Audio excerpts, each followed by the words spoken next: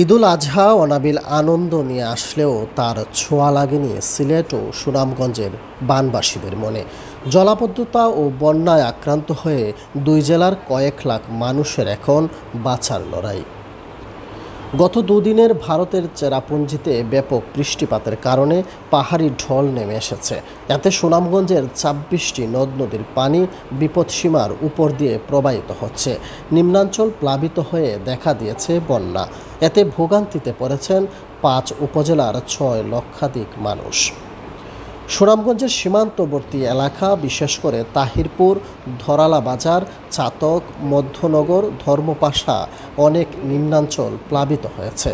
ধরলা বাজার এলাকার ৫টি গ্রামের বসতভিটা সম্পূর্ণ পানির নিচে তলিয়ে গেছে। সড়ক ডুবে সুনামগঞ্জ জেলার সাথে তাহিরপুরের যোগাযোগ বিচ্ছিন্ন হয়ে পড়েছে। বন্যা কবলিত এই এলাকাগুলোতে এখন ঈদের আমেজ নেই। পাহাড়ি ঢলের পানিতে সুনামগঞ্জ পৌর শহরের বেশ কয়েকটি এলাকাও ইতিমধ্যে প্লাবিত হয়েছে। উত্তরার আরফিননগর, কালীবাড়ি রোডসহ বিশেষ এলাকাগুলোতে পানি ঢুকে পড়েছে।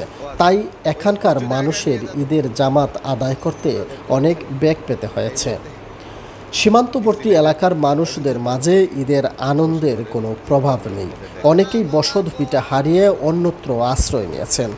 পানি উন্নয়ন বোর্ড বলছে, চেরাপুঞ্জিতে ব্যাপক বৃষ্টিপাতের কারণে সুরমা নদীর পানি বিপদসীমার ১৬ সেন্টিমিটার উপর দিয়ে প্রবাহিত হচ্ছে। বৃষ্টি অব্যাহত থাকলে পরিস্থিতি আরও ভয়াবহ ধারণা করা হচ্ছে। ২০২২ সালেও ঢলের পানিতে তলিয়ে যায় পুরো সুনামগঞ্জ। এতে পানিবন্দী হয়ে পড়েন ২৫ লাখের বেশি মানুষ। সেই সঙ্গে ক্ষতিগ্রস্ত হয় ৫০,০০০ ঘরবাড়ি। এদিকে ২০ দিনের মধ্যে দ্বিতীয় দফায় বন্যা আক্রান্ত হল পর্যটন নগরী সিলেট। গত ২৭ মে সিলেটে আগাম বন্যার সৃষ্টি হয়। এতে জেলার সব উপজেলায় প্রায় ৭.৫ লাখ মানুষ আক্রান্ত হন। সেই বন্যার পানি পুরোপুরি নামার আগেই শনিবার ফের প্লাবিত হয় নিম্নাঞ্চল। রোববার রাতে জেলা প্রশাসন জানিয়েছে ১৩টি উপজেলার মধ্যে ১০টি উপজেলার প্রায় ১.৫ লাখ মানুষ পানিবন্দী। তবে আজ ভোর রাত থেকে সিলেটে শুরু হয় ভারী বৃষ্টি, সঙ্গে নামছে উজানের ঢল। ফলে সকালের মধ্যেই প্রায় সকল উপজেলায় বন্যা পরিস্থিতি সৃষ্টি হয়। এছাড়া সিলেট মহানগরের অধিকাংশ এলাকায় দেখা দিয়েছে বন্যা। অনেক গুরুত্বপূর্ণ ও সড়ক পানির নিচে তলিয়ে গেছে।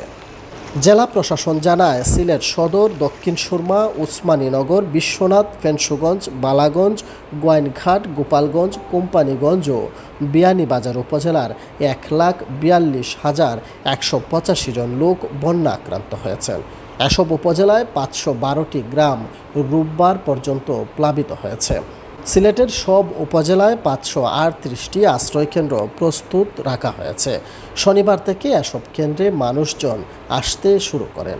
বাসাবাড়ি ও ব্যবসা প্রতিষ্ঠানে পানি ঢুকে পড়ায় সিলেট মহানগরের কোরবানিদাতারা বেশ বিপাকে পড়েছেন। অনেকেই কোরবানির পশু দোতলায় উঠিয়ে রেখেছেন। পানি না নামলে কোরবানি দিতে পারবেন না বলে জানান তারা। কেউ কেউ বলছেন ২-১ দিন পর কোরবানি দিতে পারবেন।